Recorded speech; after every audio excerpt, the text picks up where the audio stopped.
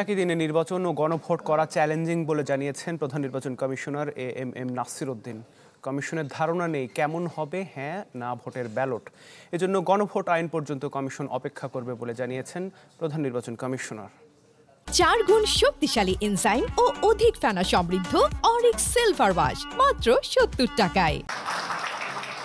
রাজধানীর গুলশানে Asian network for free ইলেকশনসের আয়োজনে নির্বাচনী কর্মশালা। এতে অংশ নেন প্রধান নির্বাচন কমিশনার সহ কমিশনের ঊর্ধ্বতন কর্মকর্তারা।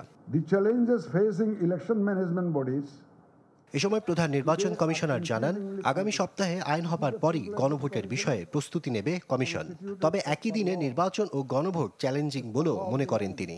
আইনটা না হওয়া পর্যন্ত exactly what will be the language in the ballot, এটা আমি বলতে পারবো না। আই ক্যানট গ্যারান্টি যে আইনটা হলে আইনের মধ্যে বলা থাকবে এই জিনিসটা এটার মধ্যে হা না করতে হবে এবং প্রসিডিউরটা বলা থাকবে।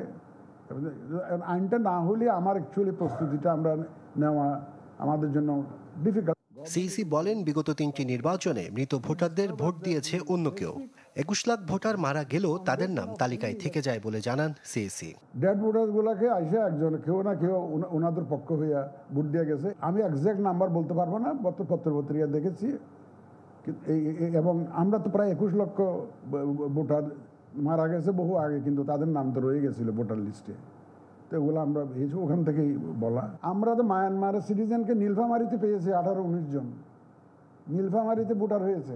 কর্মশালায় ইসি কমিশনার আবুল ফজল সানাউল্লাহ জানান, নির্বাচনে সামাজিক যোগাযোগ মাধ্যমে অপতৎপরতা ও এআই এর অপব্যবহার ঠেকাতে চ্যালেঞ্জ রয়েছে কমিশনের। Intervention of social media and artificial intelligence.